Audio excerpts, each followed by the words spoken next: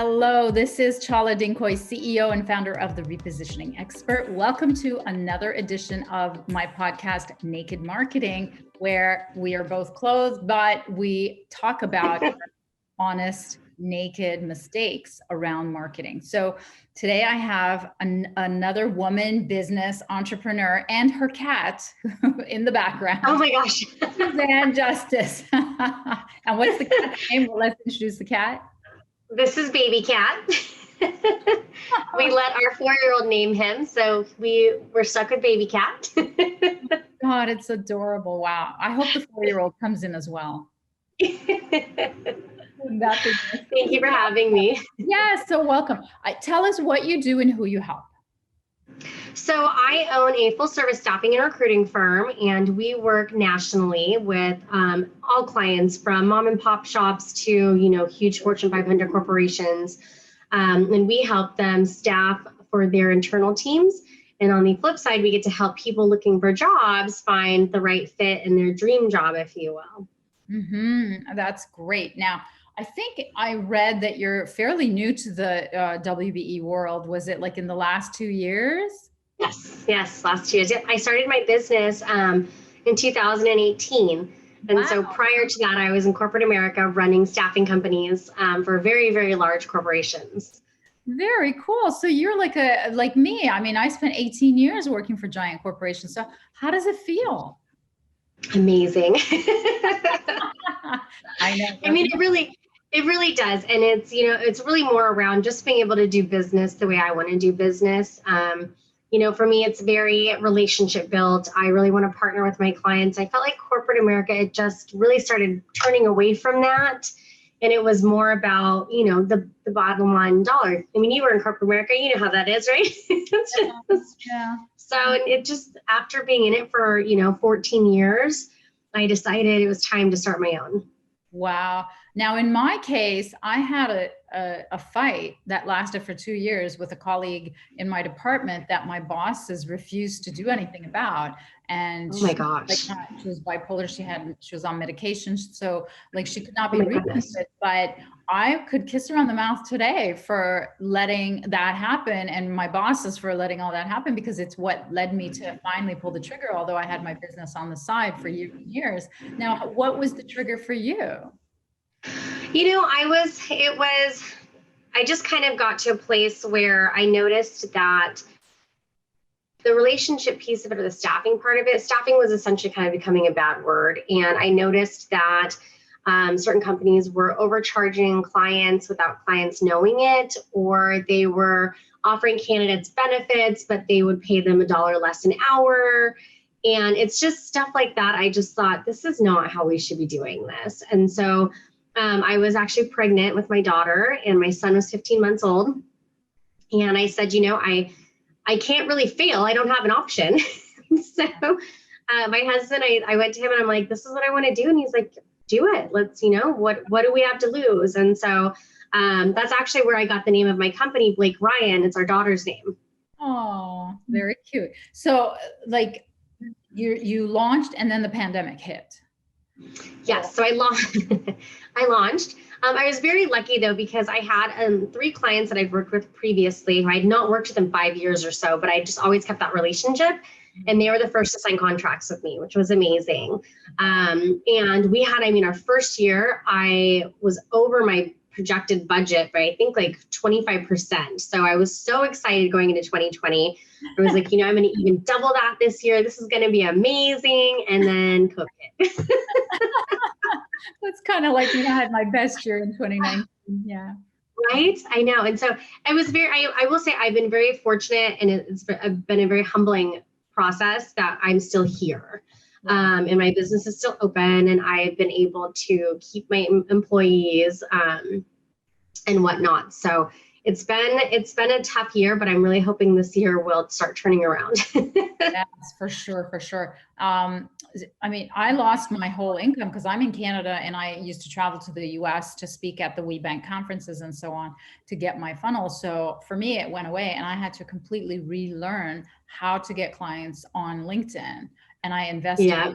in lots of very expensive coaching programs, very expensive ways to figure out this new funnel. And luckily, it's all coming back. So in fact, that's how we met. We met on LinkedIn. Yep. Yep. And that's how I had the privilege of interviewing you today. So marketing is such a huge beast to especially, like, I was in marketing and I still had to learn marketing. So what was it like for you when you started your business in terms of marketing it? It is a learning curve. And, I feel old when I say this and silly, but even social media marketing, I mean, you don't realize really what goes into social media marketing and how much of a beast it is in itself until you start trying to navigate it. Yeah. And so that piece, and then the regular marketing piece, I in the beginning, I kind of struggled a little bit because I'm not used to being the face of something. It was always my teams, right? So my teams were doing this, my teams were doing that. And now it's like, Suzanne. So that took a little bit of getting used to also. But I found some really great ways to market with local newspapers, business journals. That's kind of the route that I went, kind of the old school route, if you will. And then we do some social media, but probably not even near what we should be doing just because it's such a big market out there. But again, it's just finding that time and being able to understand and navigate through all of it. So what was the marketing mistake that you think you made when you were starting out? I think the biggest marketing mistake I made starting out is I didn't do any marketing. I really didn't start do marketing until the pandemic hit, because I was kind of like, oh no, now I really need to get out there. And, all of my clients that I currently had were not working. And then I had to pivot my business. And what we were really focusing on the time in 2019 was hospitality. We had a huge hospitality division. And so I had to really pivot last year, and we moved more into the title and escrow divisions and finance, where that was still really booming. And so I had to find new ways to market to those companies and to get in front of them. And I wasn't doing any of that prior. So I wish I would have started marketing right away when I started my business versus playing catch up and doing it, a year and a half later. Right. So how are you marketing to them now, to the finance companies now? So right now we do LinkedIn marketing. We have some campaigns that go out that we do through our company. So it's automated. I have some articles that have gone out in different magazines down in the California area, which is really great. I actually do a monthly column with Riviera magazine called Conversations with Suzanne O'Brien-Justice, where we discuss business topics and recruiting and how to get back into rebuilding your teams and that kind of a thing. So I've done a lot of that type of marketing, print marketing, and then online email campaigns. So one of the questions that I usually ask my guests is, it's really hard to put your face and your opinion out there. What was it like for you, and how did you overcome that fear? So as far as opinion, I think it kind of depends on what the topic is.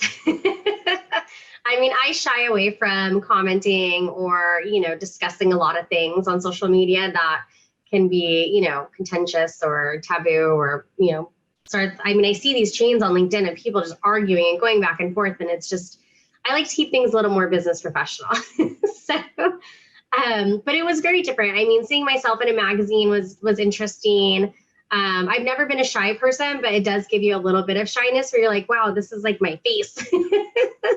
But it's been, I've been able to make a lot of good connections, and I've met some really great people, and I've been able to do podcasts that way as well. I've had people invite me on their podcasts from that. I've actually gotten some business where they read one of my articles and then they reached out to me and asked me to help them find some staff. So it's worked really well so far.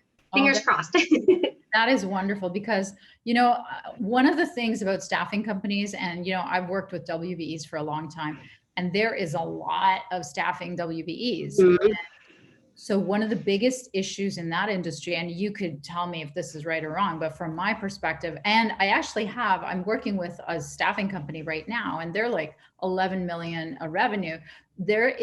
Everybody's issue in this industry is differentiation.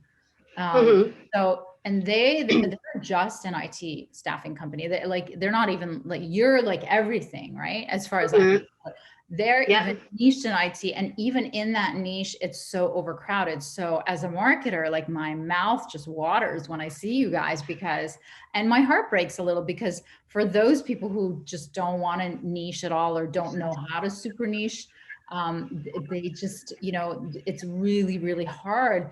But at least what you're getting right is you're visible. So that's one of the other things, is they'd rather die than be on a podcast or be featured anywhere, right? And because like they sit behind the desk and make the phone calls.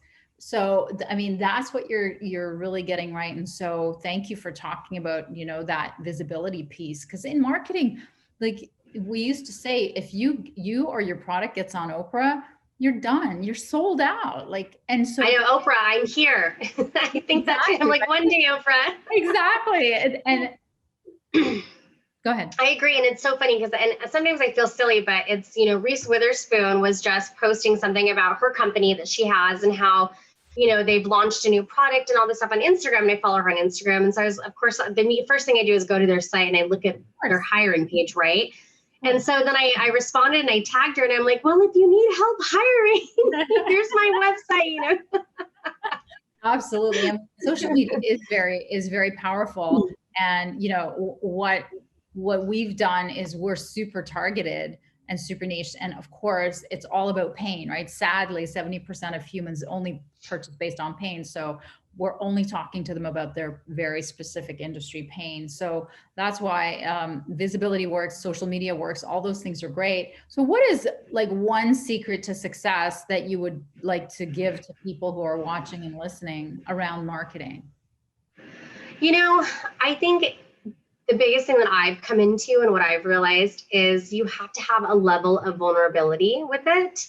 And you have to find a way to be comfortable with that.